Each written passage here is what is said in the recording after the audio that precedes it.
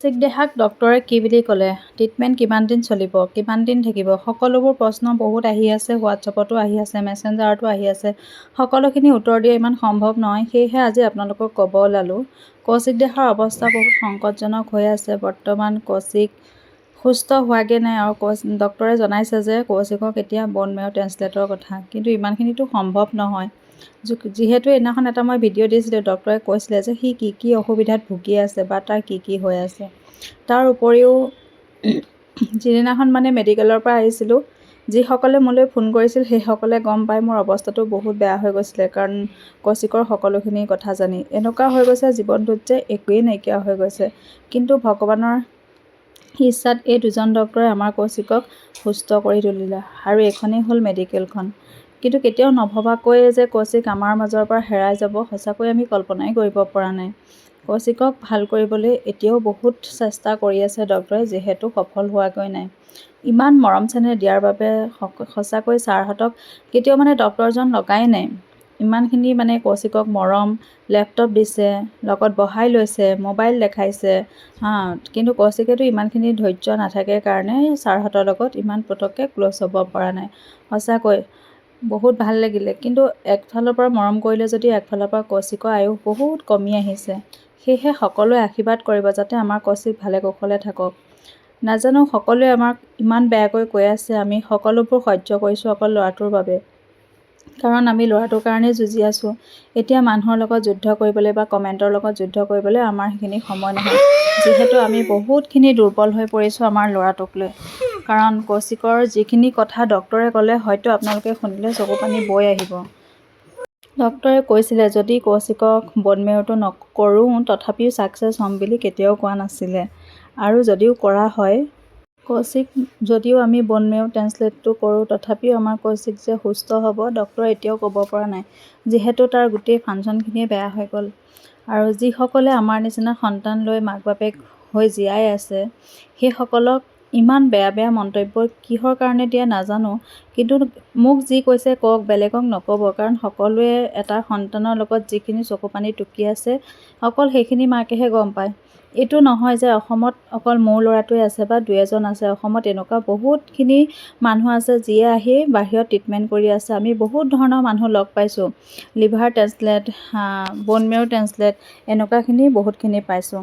কিন্তু বহুত ডাঙৰ ডাঙৰ বেমাৰো পাইছোঁ, কিন্তু এইটো নহয় যে সকলোখিনি পাপৰ ফলতে জন্ম হয়। ভগৱানে হয়তো কাকো নিদিয়ে এনেকুৱা, কিন্তু কাৰোবাক কাৰোবাক ভুগিবলৈ দিয়ে।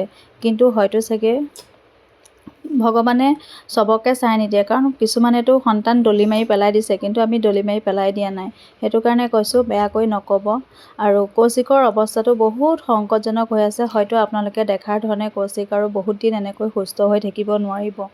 যেতিয়া ডক্টৰে কথাখিনি কৈছিলে আহি মই ঘৰত ইমানেই কান্দিছিলোঁ, সেই সময়ত মোৰ হ'লে যিসকলে ফোন কৰিছিল সেইসকলে গম পাইছিলে যে মই কেনেকুৱা এটা ভাগি পৰিছিলোঁ। আৰু কেতিয়াও নভবাকৈ যে এনেকুৱা এটা দিন আহিব সপোনতো কল্পনা কৰা নাছিলোঁ। আৰু ভগৱানে এনেকুৱা কাকো নিদিয়ক সেয়ে বিচাৰিছোঁ। এতিয়াও ব'ন মেৰ'ৰ কাৰণে ডক্টৰে কথা পাতি আছিলে, যিহেতু ব'ন মেৰ' ট্ৰেঞ্চলেটৰ কাৰণে, কিন্তু কৰিলেও আমি যে ছাকচেছফুল হ'ম এতিয়াও আমি ক'ব পৰা নাই।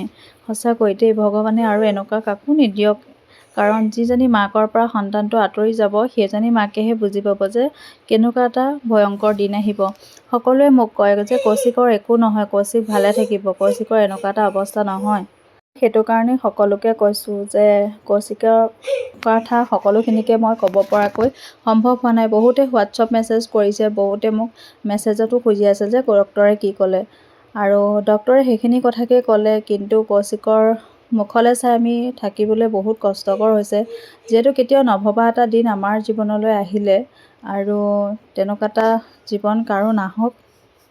তাৰপিছতে যদিও আমি ব'ন মেৰ' ট্ৰেঞ্চলেট কৰোঁ তেনেহ'লে কৌশিকক 6 মাহৰ মূৰে মূৰে 3 মাহৰ মূৰে মূৰে ব্লাড দি থাকিব লাগিব বুলি কৈছে, আৰু সেইখিনিতো আৰু ভাবিব নোৱাৰা এটা দিন আমাৰ ফালে আহি আছে। তাৰপিছত যে আমাৰ কি অৱস্থা হ'ব সেইখিনি আমি কল্পনা কৰিব পৰা নাই।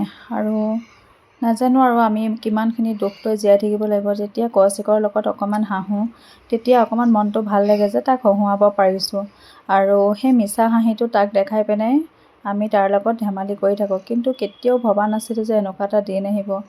নাজানো ভগৱানে আমাক কিহৰ পৰীক্ষা লৈছে, কিহৰ দুখ জাপি দিলে, কিন্তু বহুত কষ্ট হৈছে কৌশিকৰ মুখখনলৈ চাই। এনেকুৱা এটা দিন নাই যে আমি তাৰ সন্মুখলৈ চাই চকু পানী টুকিব নথকাকৈ আছোঁ, কিন্তু তালৈ চালেই চকু পানী ওলাই আহে। কাৰণ সি আজি যিটো সুস্থ হৈ আছে, যিখিনি হৈ আছে, তাৰপিছত যে আৰু কি হ'বলৈ গৈ আছে সঁচাকৈ আমি ভাবিবই পৰা নাই। নাজানো যিমান দিন পাৰিম কষ্ট কৰি যাম, আৰু তাৰ বাবে গোটেই জীৱনটো উচৰ্গা কৰিছোঁ। মাক বাপেক হিচাপে যিখিনি দায়িত্ব আছে সদায় পালন কৰি যাম। তাৰ বাবে সকলোৰে ওচৰত ভৰিত ধৰি তাৰ বাবে কাৰোবাৰ ওচৰত ধাৰ কৰিছোঁ, কাৰোবাৰ ওচৰত সুদলৈ লৈছোঁ। ইমানখিনি পইচা পাতি লৈ অপাৰেশ্যনটো কৰিলোঁ যদিও এতিয়াও আমি ছাকচেছ হোৱা নাই।